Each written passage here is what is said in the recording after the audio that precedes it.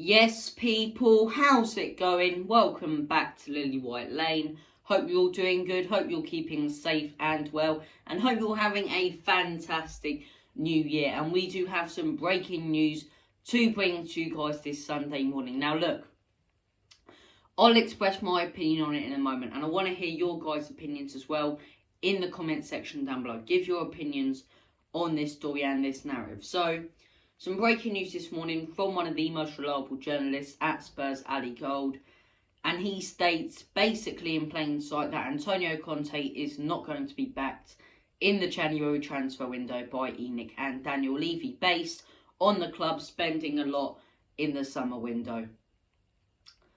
It just baffles me. I don't understand it. I really don't understand how these clowns up top get away and escape so much criticism where it's all blamed on the managers in the past. Let me cast your minds back. Jose Mourinho gets sacked. I understand the Super League stuff was going on at the time. No one talks about how Enic didn't back him one bit. No one talks about how there was no investment in his project. No one talks about how he was barely backed and got none of the players he really wanted. He didn't get the top players, didn't get the Skriniars, didn't get those sorts of players.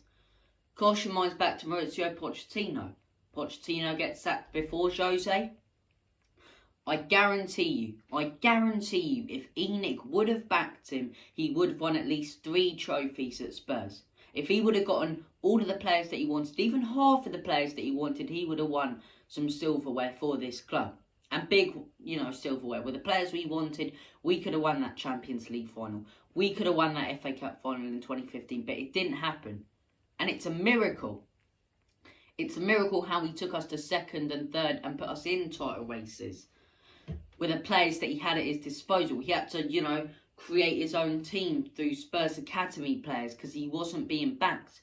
He brought through the likes of Dele Alli and Harry Kane and these sorts of players and turned them into world-class players because he wasn't getting backed with the world-class players at the time, which should have been arriving at Spurs. He had 2 January transfer windows. He could have won the league, he wasn't backed.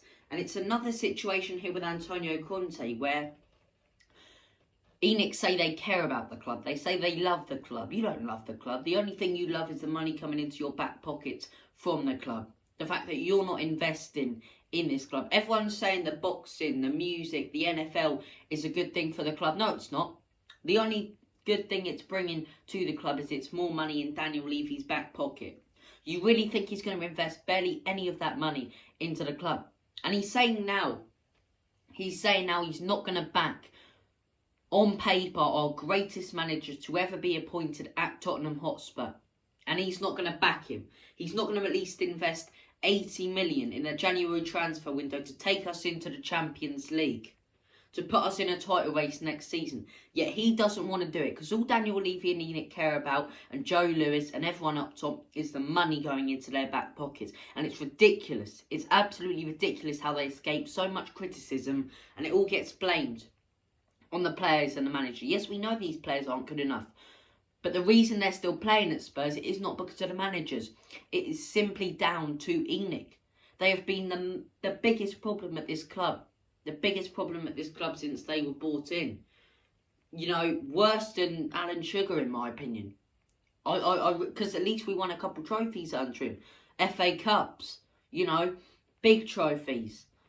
It's ridiculous. I do not understand how they escape so much criticism.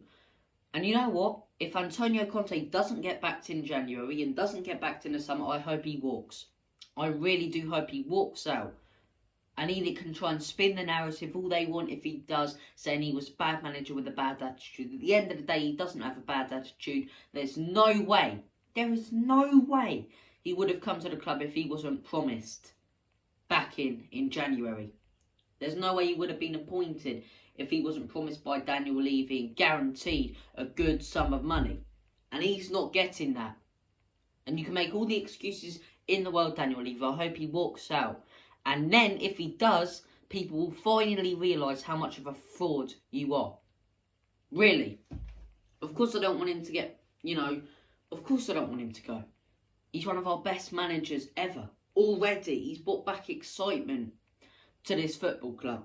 And he's doing a fantastic job already. We haven't lost under him. We've drew 3 games and won 5. First manager to ever do that.